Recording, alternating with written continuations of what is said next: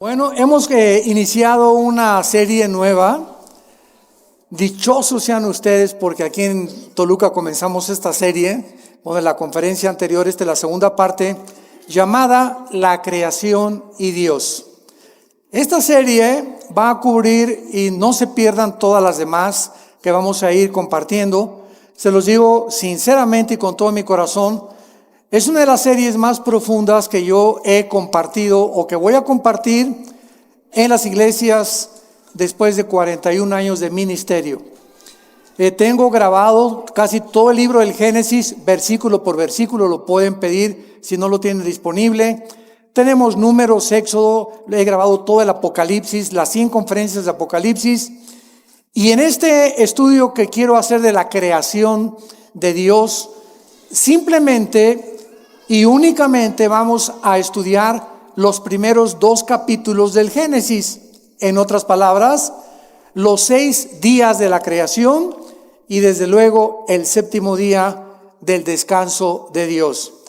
Sin embargo, ahora que he estado estudiando esto con mucho más profundidad, vamos a meter en el primer capítulo y el segundo capítulo del Génesis microscopio.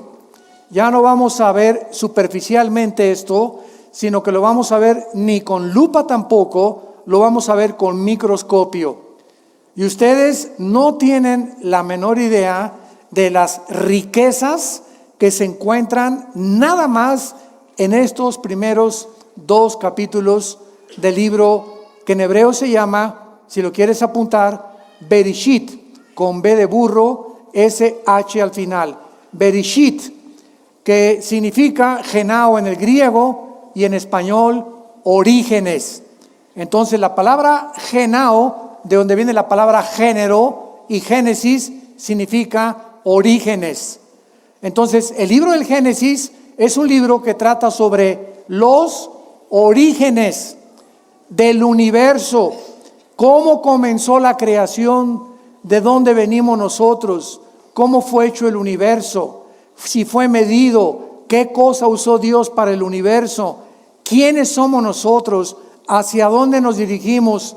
Y en la primera conferencia, para hacer un resumen breve, vimos claramente que como el ser humano no tiene más que la ciencia y la brujería, el ser humano solamente tiene como recursos la ciencia para poder tratar de buscar y descubrir el origen del universo.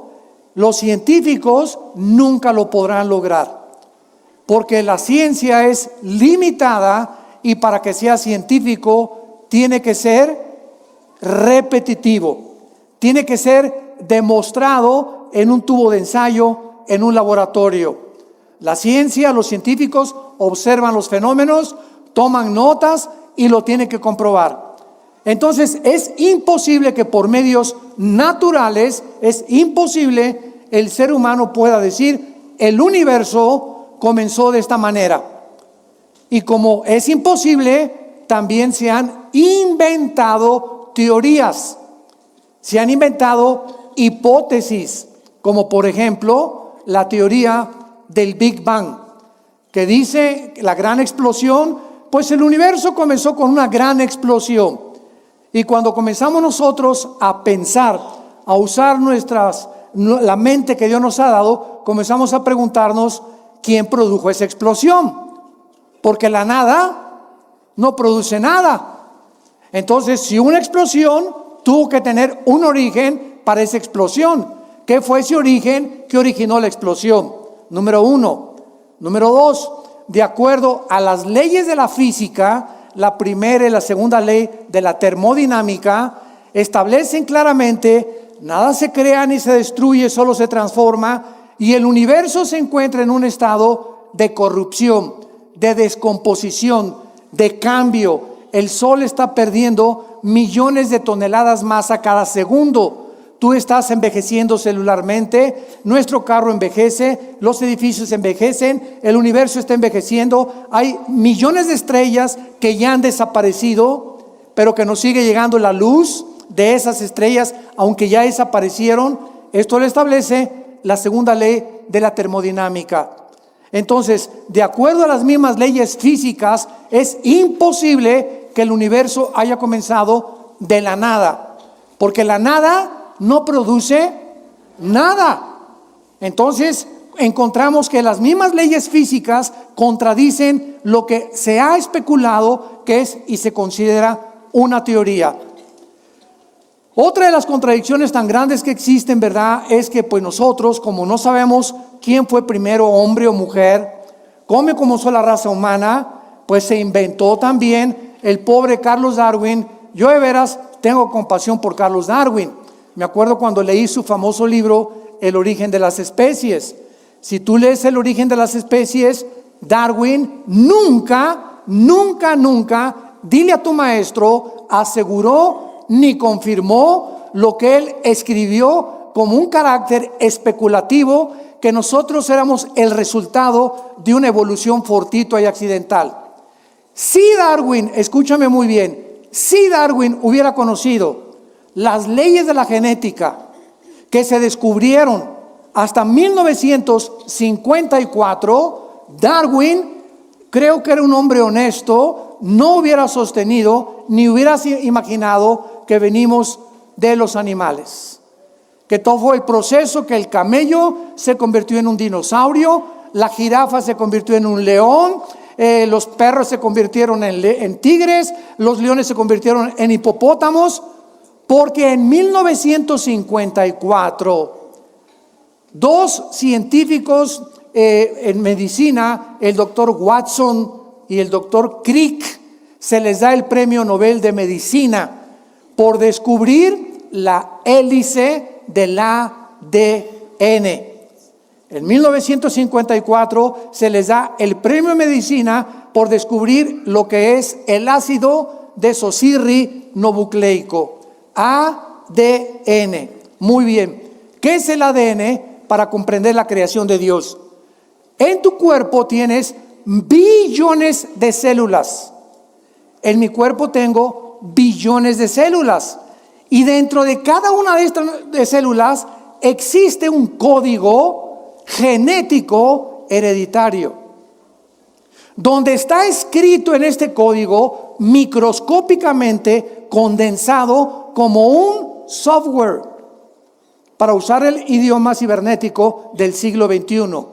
Tienes un software dentro de ti, y dentro de cada célula que tú tienes y yo tengo está determinado tu estatura, el color de tus ojos, el color de tu piel, el lunar que tenía tu abuela en la espalda, lo berrinchudo del carácter de tu mamá, hasta características emocionales se encuentran microscópicamente en una célula. De ahí viene la famosa clonación, que es tratar de sacar el núcleo de una célula, introducírselo a otra para reproducir a un ser humano, que es absolutamente una abominación delante de Dios. Pero gracias a esa información que nosotros tenemos, una célula de una oveja produce ovejas. Mis células jamás producirán changos. Ni las células de los changos producirán camellos, ni las de las jirafas producirán hipopótamos. Y cuando se descubre el ADN, el 62%, escúchenme muy bien, de los científicos que se decían ateos se arrepintieron. No estoy hablando del arrepentimiento bíblico de aceptar a Jesucristo. Se arrepintieron de decir, nos hemos equivocado, porque es imposible física, biológica y genéticamente que el ser humano sea el resultado de una evolución accidental y fortuita. ¿Por qué? Porque para que haya una evolución demostrada, tiene que haber el cambio de una mutación a otra mutación. Jamás se ha descubierto una mutación de un perro a un gato, ni ha habido un cambio en los genes ni en el ADN de un perro para que sea un gato o para que sea un rinoceronte. Entonces, las leyes de la genética impiden la evolución. Las leyes de la termodinámica impiden la evolución. ¿Por qué? Porque la evolución dice que vamos de menos a más. Y la Biblia dice que vamos de más a menos. O sea, cada vez más nos degeneramos, cada vez más el universo se descompone. No comenzó el universo de más a menos, sino comenzó de más a más, de menos a más, como dicen los evolucionistas. Entonces, y las leyes de la biología, los aminoácidos, si tú eres bióloga o biólogo, son los ladrillos de la vida. Y los aminoácidos han impedido y siguen impidiendo la evolución. Entonces nos encontramos con científicos que se enfrentan a la misma ciencia, a la biología, a la física y a la genética, que los arrinconan, pero que mantienen su posición intelectual por la soberbia, por no querer reconocer las mismas evidencias que la misma ciencia nos está ofreciendo, y Dios ha permitido que se descubran todas estas cosas científicas y tecnológicas para que el ser humano en el siglo que vivamos no tenga excusa de su ateísmo, de su escepticismo o de su ateísmo, ¿verdad? Porque ya un ateo no puede decir, como dijo Carlos Sagan, el astrónomo ateo del siglo XX cuando murió, es que si Dios nos diera más evidencias de que Él existe, yo creería en Dios. Por el amor de Dios, Carlos Sagan, no sabemos dónde se encuentra, ya se murió, pero por favor, la genética te demostró casi 50 años antes de que tú murieras que es imposible que el ser humano sea creado o el proceso de una evolución. Entonces, la ciencia pues no ha podido regresar y explicarnos eso. Y tenemos otro recurso secular, que es la brujería, el ocultismo, los magos, los astrólogos. Es que si yo soy Géminis, pues tú eres Virgo, no nos llevamos, y de alguna manera mis horóscopos me dicen que hoy no compro y no compro. Hemos llegado, teniendo una mente y una razón que Dios nos usó, que Dios nos dio para usarla, hemos llegado a comportarnos como seres irracionales. ¿Cómo es posible que siendo racionales lleguemos a creer que la luna y el sol y Júpiter y la posición de los astros determinen mi conducta? O sea, somos personas determinadas, no autodeterminadas, sujetos a la influencia de los astros. Imagínense a dónde hemos llegado diciendo que somos sabios, se han convertido en necios. ¿Y todo por qué? Porque estamos buscando de dónde venimos. Hay un propósito para vivir, hay una razón para vivir. Realmente, ¿por qué existo? ¿De dónde vengo? Otra de las más grandes abominaciones del siglo XXI es el famoso transgénero. ¿Qué dice la genética? Por el amor de Dios, vamos a cerrar la Biblia. Vamos a las leyes de la biología. Que las mujeres tienen 2 cromosomas XX, el hombre tiene XY. Cuando mi papá se reunió con mi mamá para parirme, el cromosoma Y de mi papá fertilizó el óvulo de mi mamá X y nací varón. Y todos los que somos varones tenemos un cromosoma que las mujeres no tienen. Y cuando tú eres mujer es porque tu papá, cuando tuvo relaciones con tu mamá, el cromosoma X de tu papá fertilizó el X de tu mamá y naciste mujer, naciste princesa y reina. ¿Cómo que no? ¿De dónde venimos? Estamos en el siglo XX, damas y caballeros, y se está enseñando que si un niño se quiere vestir de princesa y una niña se quiere vestir de soldado y de Rambo, les demos oportunidad porque tienen el derecho, imagínense, tienen el derecho de escoger su género cuando lo que determina nuestro género es la biología.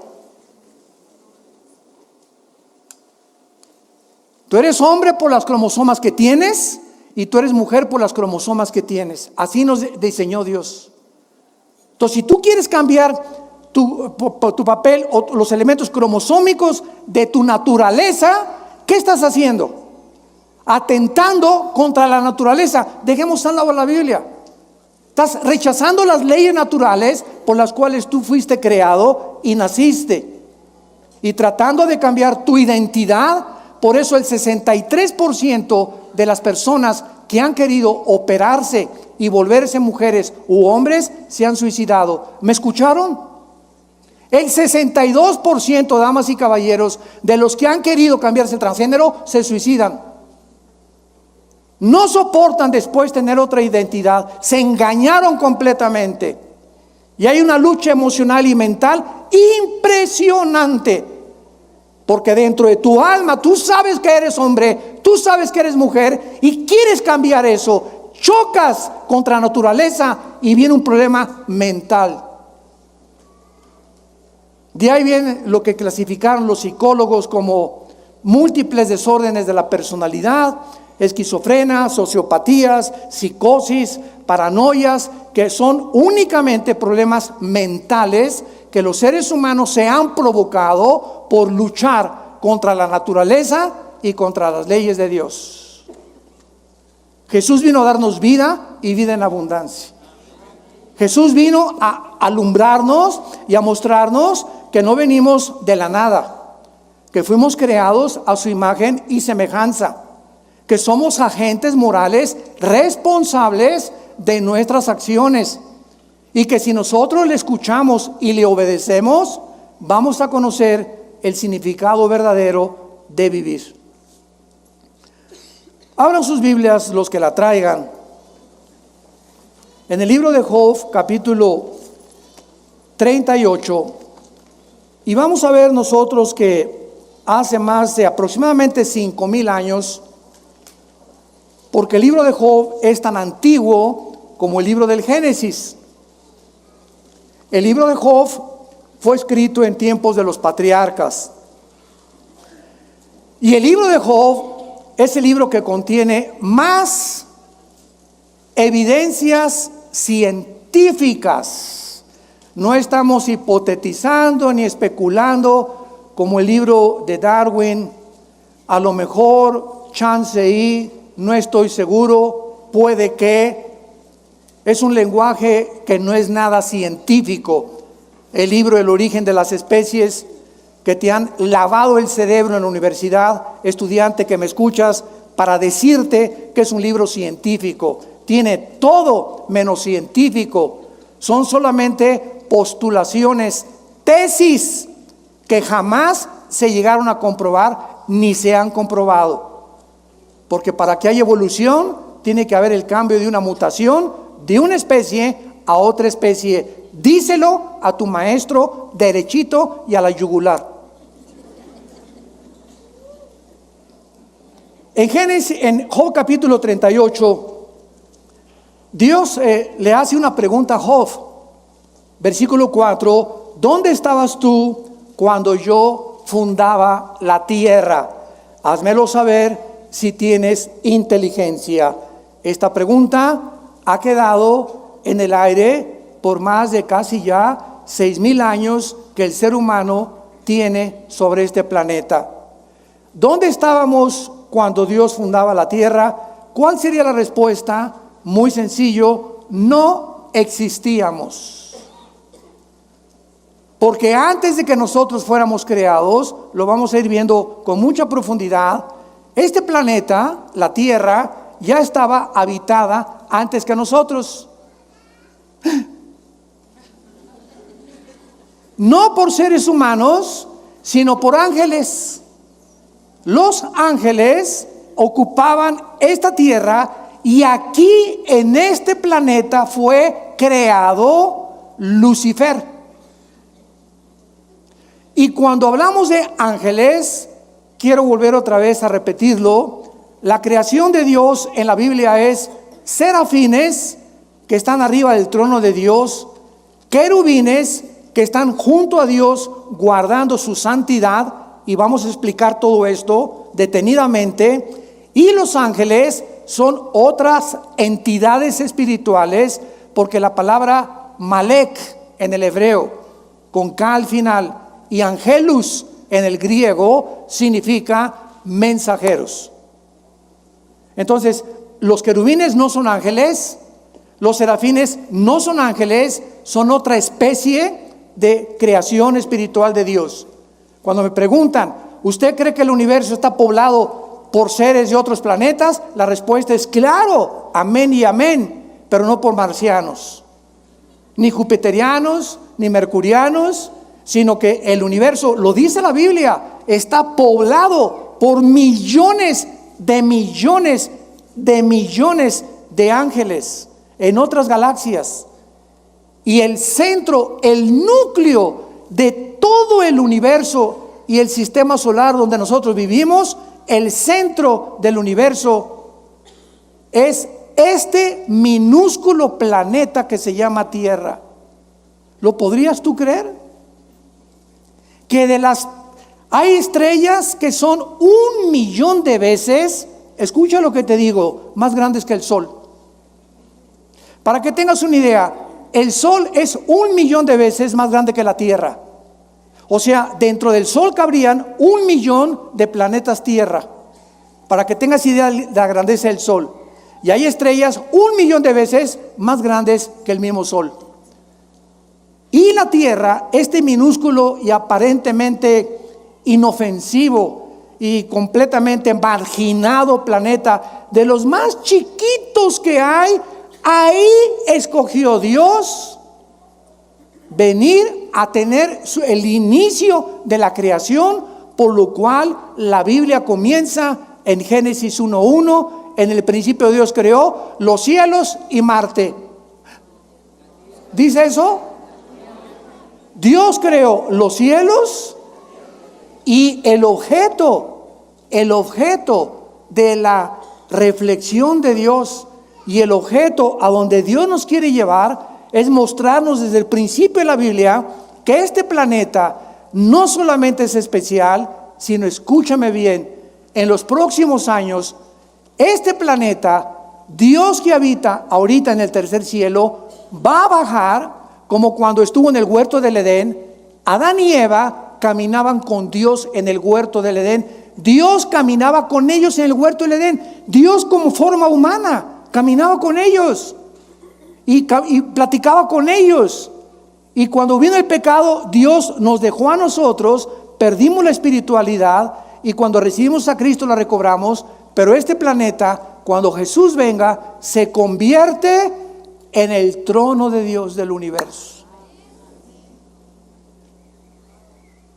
La ciudad de Jerusalén será la ciudad que Dios escogió en su soberanía, por lo cual Lucifer, Satanás, el adversario de Dios y de nuestras almas, está ocupadísimo en tratar de destruir a la nación de Israel.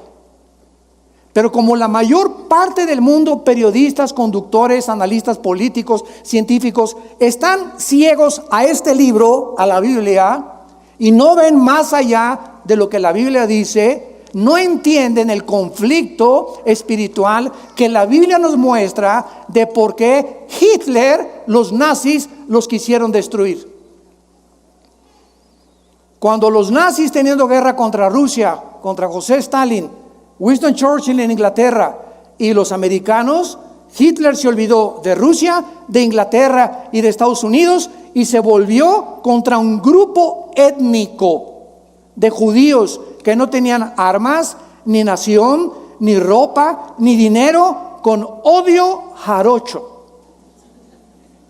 Y los escritores, se leen como 8 biografías de los nazis y de escritores que no se explican por qué Hitler odiaba y se olvidó de la misma guerra que tenía con sus verdaderos enemigos para concentrarse en acabar con este grupo étnico a través de campos de concentración y matarlos de hambre, ahogarlos en el gas. ¿Por qué? No le hacían nada. Todo el mundo se pregunta, pero ¿cuál era el enemigo que él podía percibir o vislumbrar con los judíos? Solo la Biblia lo explica. Y por eso actualmente Jerusalén sigue siendo el centro de ataques del mundo entero, de todos sus enemigos alrededor, de destruirlo, echar al Mediterráneo, y nadie ha podido, desde 1948, que se establecieron como nación libre, soberana e independiente, nadie ha podido sacarlos de su tierra, porque así lo dice la palabra de Dios. ¿Y saben por qué es este odio? Porque Lucifer sabe Satanás sabe que cuando Cristo regrese por nosotros, Jerusalén se convierte en la ciudad y el trono de Dios. Es el miedo que él tiene de que se le acabó su reinado en este planeta Tierra. Por eso el odio que él tiene contra la raza judía. Pero ese es otro tema que podemos abordar en otras conferencias. Muy bien. Y aparte aquí en Job capítulo 38, el capítulo que abrimos, después de que Dios le pregunta a Job que dónde estaba, y Dios cuando hace una pregunta, su sabiduría se encuentra detrás de los cuestionamientos que nos hace para ubicarnos en la perspectiva en la que debemos estar ubicados. Ninguno de nosotros existía cuando Dios fundó el universo. ¿Cuál es el resultado? Que como no existíamos, es imposible que podamos nosotros, por medio de nuestra sabiduría, investigación científica, poder llegar a poder concluir el universo comenzó así y así y así. Tenemos aproximadamente en la ciencia 96 métodos científicos para poder deducir o investigar el origen o el tiempo de las cosas que existen.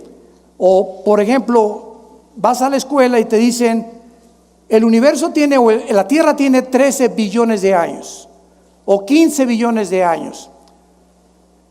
Cuando un científico te dice, o un libro de astronomía te dice que la Tierra tiene 13 billones de años, pregúntate de dónde sacaron esa cantidad de años. Yo te voy a responder. De los 96 métodos científicos que existen, hay 3 que están usando que se llama, 1, el carbono 14, 2, el potasio argón y 3, la radiactividad.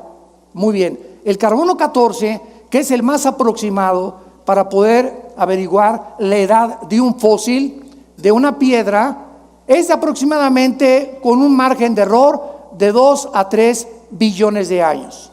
O sea, ninguno de los métodos científicos son exactos, son aproximados.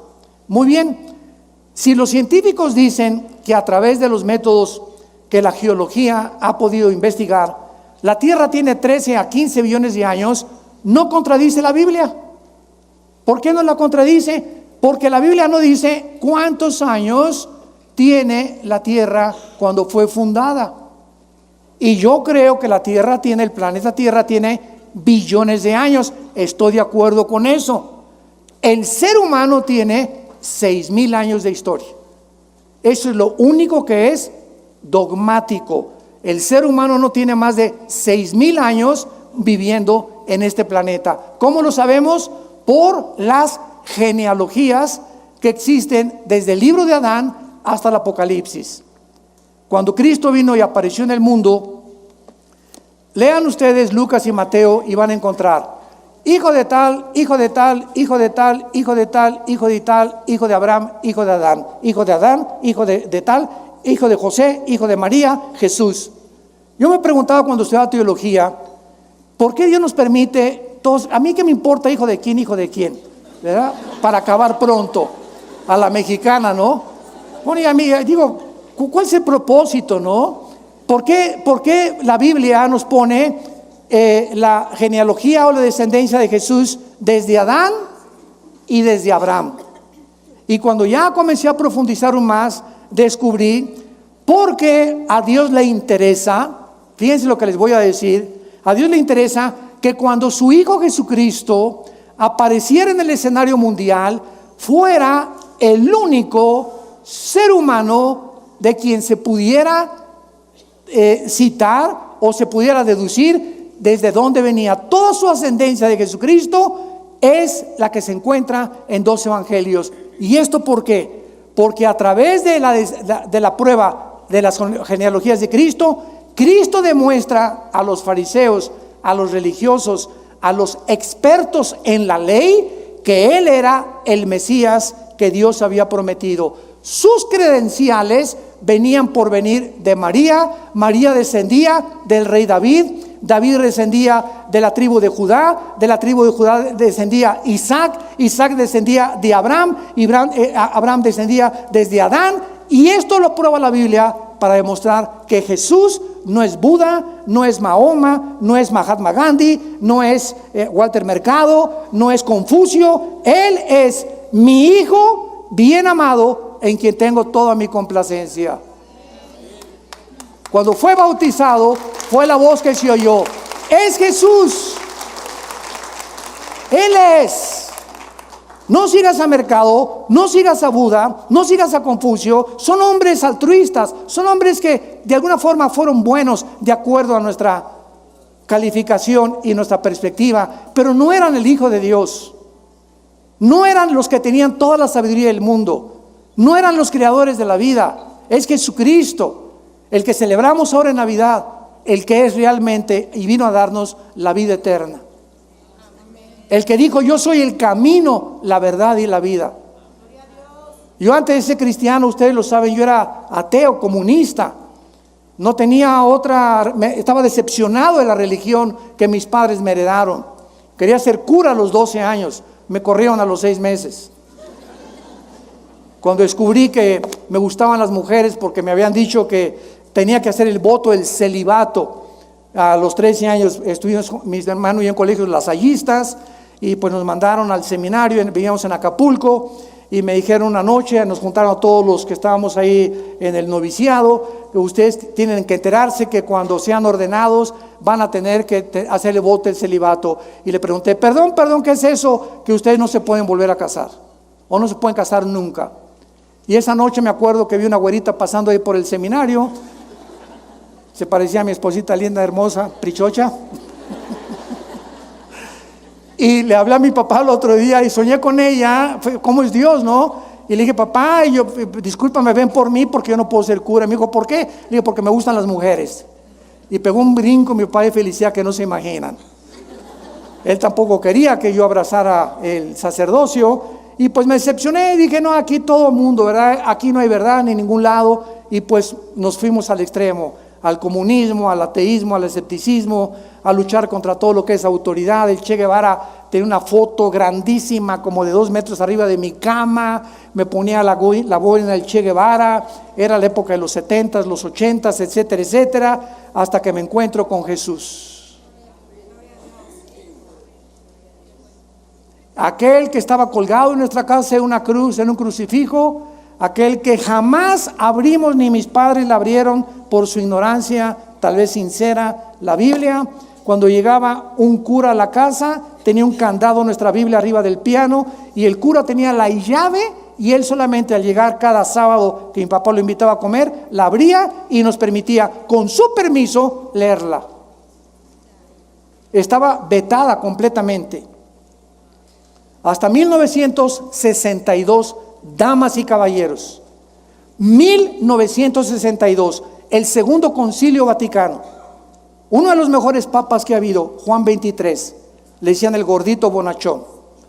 Juan XXIII, por primera vez desde el año 350 que Constantino cierra la Biblia y absorbe el cristianismo, hasta 1962, se le dio permiso al pueblo de leerla. ¿Virgen? ¿De dónde? No encuentro el nombre. Y Juan 23 abre la Biblia y Chihuahua, cuánto apache.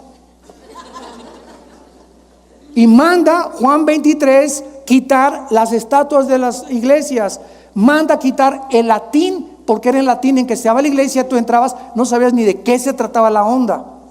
Entrábamos, párense, siéntense, incienso, ahí está Dios, salió de Dios, viva Zapata. Porque nos enseñaron que Dios estaba confinado a ese edificio. Y entonces, ¿verdad? Pues es una ignorancia tremenda por desconocer la Biblia. Hasta que cuando mi hermano a mis 25 años me comenzó a hablar de Jesús y me dio el Evangelio de San Juan, no se imaginan, bueno, fue una revolución en mi vida. Porque yo le pedía al Dios que yo no sabía que existía. Sabía que si había alguien, yo quería saber quién eres tú. Y le gritaba en las noches: ¿dónde estás? Si existes, dime quién eres tú, y voy a creer en ti. Y cuando mi hermano me dice: es Jesús el que tú estás buscando, y encontré el final de mi búsqueda, supe que había llegado al final de mi camino. Era el final de mi camino anterior y el principio de una nueva vida en Cristo Jesús. Muy bien.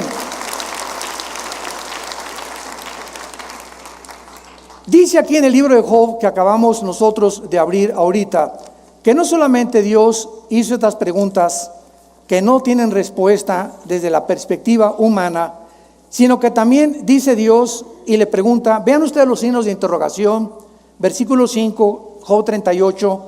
La segunda pregunta es, ¿quién ordenó sus medidas, si lo sabes? ¿O quién extendió sobre ellas cordel? Esto es interesantísimo porque el planeta Tierra tiene peculiaridades que permiten y facilitan la vida humana y la vida de los animales, de los peces y de las aves, gracias a las medidas que tiene, a la distancia que tiene del Sol y al movimiento que tiene sobre su eje de rotación y de traslación alrededor del Sol. Escuchen esto.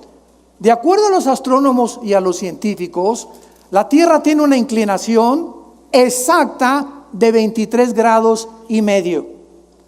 La Tierra tuviera 1 grado a la derecha, 1 grado a la izquierda, se congelarían los polos. No habría vida, no sería posible la vida. Al mismo tiempo, la Tierra tiene un movimiento sobre su eje de 24 horas. Y al mismo tiempo que la Tierra gira uniformemente 24 horas, ahorita estamos moviendo, si no lo sentimos, por las fuerzas centrípetas y las fuerzas nucleares y las fuerzas que existen cósmicas, no sabemos que está moviéndose en la Tierra, pero estamos girando en la Tierra, se traslada alrededor del Sol en diferentes distancias. Esto hace la primavera, el verano, el otoño y el invierno. Mientras más lejos del Sol, invierno, más cerca del Sol, los veranos. Toda esta secuencia de estaciones de la distancia del Sol le hacen preguntarle a los astrofísicos y a los físicos matemáticos las siguientes preguntas. En la física hay una ley que se llama la ley de la velocidad y de la fuerza. ¿Qué quiero decir? Si yo tengo una canica ahorita y le hago a la canica así, le estoy aplicando una fuerza determinada. Esta fuerza que le aplica a la canica impulsa a la canica a que viaje determinada distancia, pero ¿qué pasa? Se tiene que parar, ¿correcto? Porque es la fuerza que le apliqué. La velocidad es proporcional a la fuerza que le apliqué. Agarras una flecha y le disparas a la flecha y le aplicas la fuerza del arco, la flecha sale ¡rum! Pero la flecha tiene que ser una parábola y caer, porque hasta ahí llegó la fuerza que el arco le aplicó. Aprietas una pistola y la pólvora hace que la bala salga disparada, no importa cuántos kilómetros, la bala tiene forzosamente que caer, porque es la fuerza que la pólvora le aplicó. Muy bien, si esta ley es constante y no puede ser violada, la pregunta a los físicos y a los astrofísicos es la siguiente: ¿quién le hizo así a la Tierra?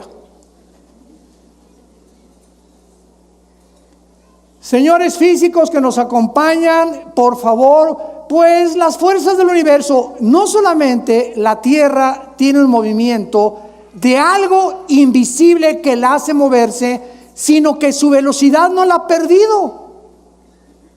Esto viola la física. Mantiene uniforme su velocidad y alrededor del Sol, además de eso. Increíble. Bueno, si esto es increíble, en el mundo macroscópico, agarremos un microscopio electrónico y veamos la materia. Y vamos a encontrar aquí en este púlpito y en un pedazo de madera y en cualquier cosa que tenga formados átomos, que en el mundo microscópico lo que hace la cohesión, yo puedo agarrar mi mano ahorita y le hago así y me la rompo, no la atravieso porque los átomos de mi mano son más gruesos que la composición atómica que tiene este vinil o este púlpito o el cemento o la forma de materia que quieras, y encontramos electrones, protones, neutrones, girando a una velocidad increíble en el mundo microscópico alrededor del átomo, y eso es lo que facilita la materia, la cohesión de la materia. ¿Quién les hizo así? A los átomos. Y a los electrones para que dieran otra vueltecita, y a los neutrones para que giraran de esta manera alrededor del átomo. ¿Quién da esa velocidad? ¿Quién sostiene esto? Por el amor de Dios, Jesús, María y el borrito que los acompaña. Estamos tan ciegos al mundo y el universo que nos rodea, como dice el Salmo 14, el necio dice en su corazón, no hay Dios. Creemos que nosotros tenemos respuestas a todo. ¿Dónde estabas tú cuando Dios fundó el universo? Cabeza de chinche, cerebro de caracol que tenemos comparado con la grandeza del Dios de la Biblia. Y dice la Biblia, ¿quién ordenó sus medidas? ¿Quién extendió sobre ellas cordel? ¿Sobre qué están fundadas sus basas? Versículo 7. Y aquí nos dice, Job 38:7, que los ángeles ya vivían cuando Dios estaba formando la tierra, dándole sus medidas como un arquitecto soberano del universo, como el legislador cósmico de las leyes morales. Los ángeles ya estaban con él, viendo antes de que tú y que yo naciera, los ángeles ya existían. Cuando alababan las estrellas del alba y se regocijaban los hijos de Dios. La frase Ben Elohim, Ben con B grande, Elohim, que se tradujo hijos de Dios, aparece solo 6 veces en el Antiguo Testamento, y las 6 veces se refiere a los ángeles. Los hijos de Dios antes del Nuevo Testamento no existían. Ahorita los hijos de Dios somos nosotros, y tenemos una familia en el cielo que son los ángeles. Dios tiene 2 familias, la familia del cielo y la familia de la tierra, que somos la iglesia. Y algún día nosotros, increíble, 1 Corintios capítulo 6 del 3 al 4, nosotros vamos a juzgar a los ángeles que se rebelaron contra él y Lucifer en el día del juicio. Nosotros vamos a ser el gran jurado, pero también es otro tema que no vamos a tener tiempo de abordar. Muy bien, ahora bien, veamos esto. Dios, cuando creó el universo, lo creó con leyes físicas cósmicas. Gracias a que existen las leyes de la gravitación, las leyes termonucleares y las leyes de la termodinámica, gracias a que son leyes constantes, la ciencia puede existir. Si el Sol no tuviera el movimiento perfecto que tiene, ni la Tierra tampoco, ni la expansión del universo, ni lo que nos rodea, la ciencia no podría deducir nada. Pero como son leyes constantes, la ciencia existe. Y te pueden decir, va a haber un eclipse el año que entra, o va a haber un meteoro que se acerca a una velocidad dentro de 3 meses, o va a haber un eclipse de luna dentro de 4 meses, gracias a la uniformidad, a la afinación, a la inteligencia y a la sabiduría con que el universo fue creado. Muy bien, estas leyes cósmicas que existen en el universo solo existen en el universo. Sígueme con cuidado. Antes del universo, ¿dónde estaba Dios? Yo veo así mucho humo que sale por allá.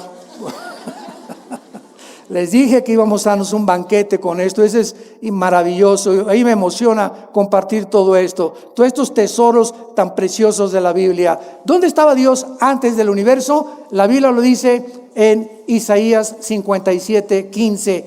Él vivía en la eternidad. Vamos a ver, ¿qué es la eternidad?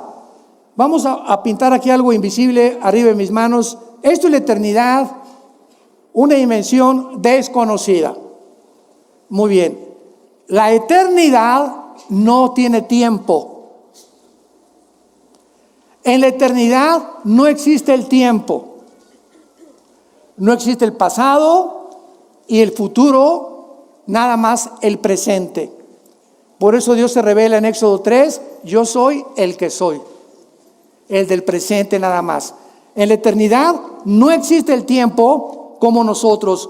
Cuando Dios dice, en el principio Dios creó los cielos y la tierra, sígame con mucho cuidado, Dios en la eternidad mete un principio y un final que ya no pertenece a la eternidad, sino al primero, segundo y tercer cielo.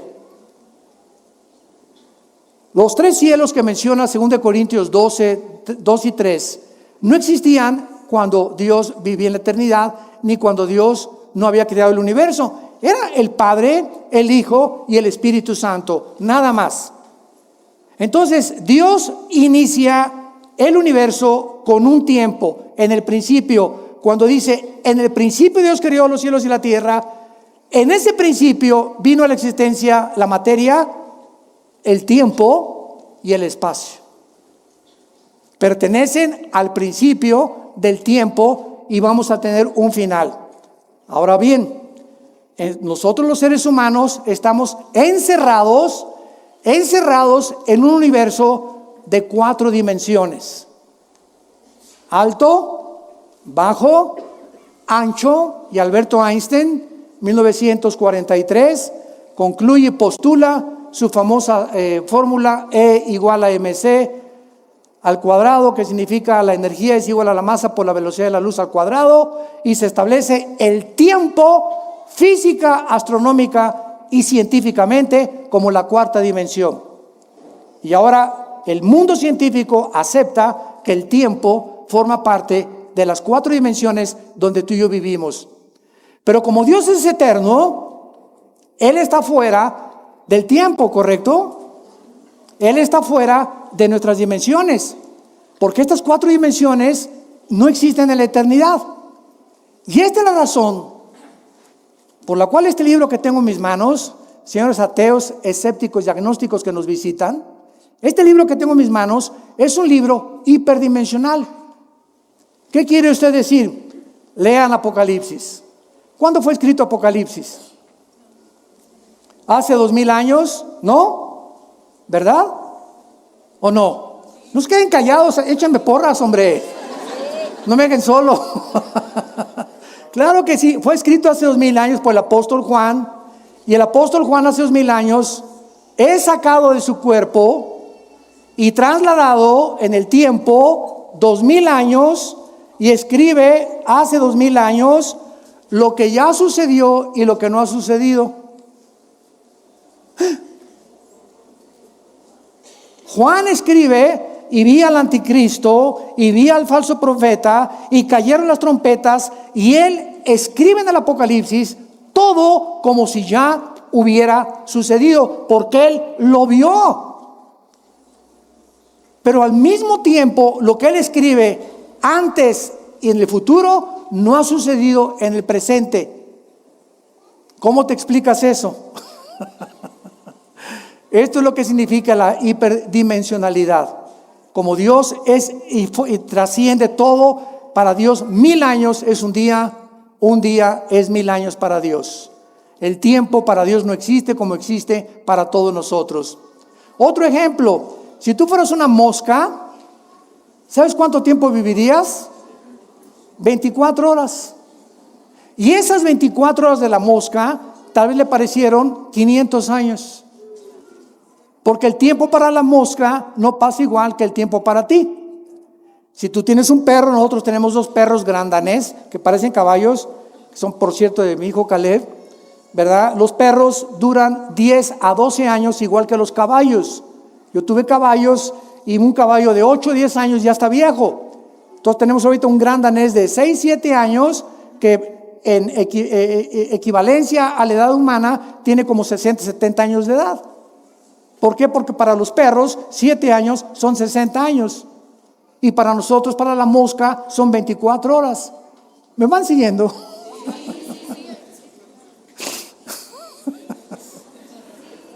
¿O aterrizamos? Ya no sé, Señor, ayúdanos. Yo le pido a Dios que me ayude a poder explicar todo esto. Y a veces no hay las suficientes palabras para poder explicarlo. Pero en 2, 3 años lo vas a entender.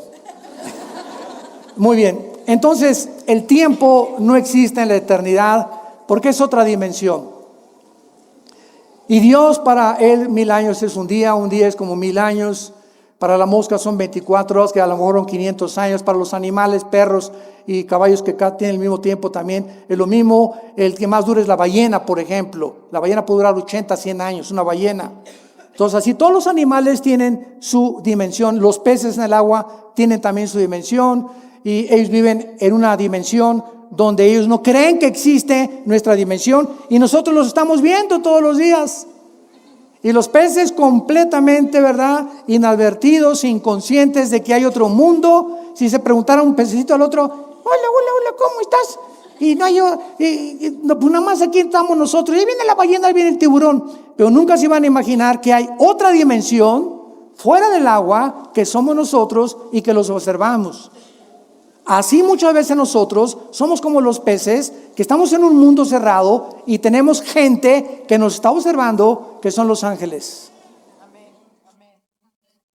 Dice 1 Pedro capítulo 1 que los ángeles se asoman desde la dimensión donde están viéndonos y aprendiendo la multiforme, dice Efesios 3, la multiforme gracia y sabiduría de Dios. Los mismos ángeles están aprendiendo de todos nosotros. Y yo quiero solamente terminar con esto y recordarte que cuando Dios nos da vida, al aceptar a su Hijo Jesucristo, ¿qué clase de vida nos da? Vida eterna o vida temporal. No, ¿verdad? Ok, ahora entiendes que cuando Jesús dice, en mí está la vida y esta es la vida eterna, que te conozcan a ti, Juan 17:3, me está diciendo que cuando yo recibo a Jesucristo, recibo una vida que yo no tenía antes de nacer. Tenía la vida física, biológica, y mueres, te vas a la tumba o al cielo, al infierno. Pero ya vivos, nosotros, los hijos y las hijas de Dios, ya estamos en la eternidad. Ya estamos en la eternidad. Efesios 2, ya estamos sentados con Cristo. Espérame tantito, ¿cómo que sentados con Cristo? Si aquí estoy, aquí en Metepec. ¿Cómo está eso? Romanos capítulo 6, porque no sabes que los que hemos sido bautizados en Cristo hemos sido bautizados en su muerte, en su entierro y en su resurrección. La Biblia nos dice que cuando Cristo murió, estábamos con Él. Estábamos con Él, pues yo nací hace poco, ¿cómo que estábamos con Él? En la eternidad y en la perspectiva divina, cuando tú recibes a Cristo, y yo estaba con Cristo, cuando Cristo muere en la cruz, morimos con Él, somos enterrados con Él, y cuando Cristo resucitó, nosotros resucitamos y ya estamos sentados con Él. ¿Capiche?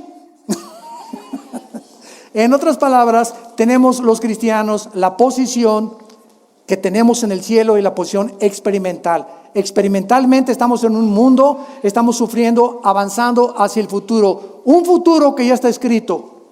Un futuro donde Jesús dice: yo soy el alfa y el omega. Un futuro donde ya se nos garantiza que vamos a llegar y que vamos a reinar con Él. Y mientras yo tenga esta capacidad de poder entender esto, voy a motivarme a ser fiel hasta la muerte.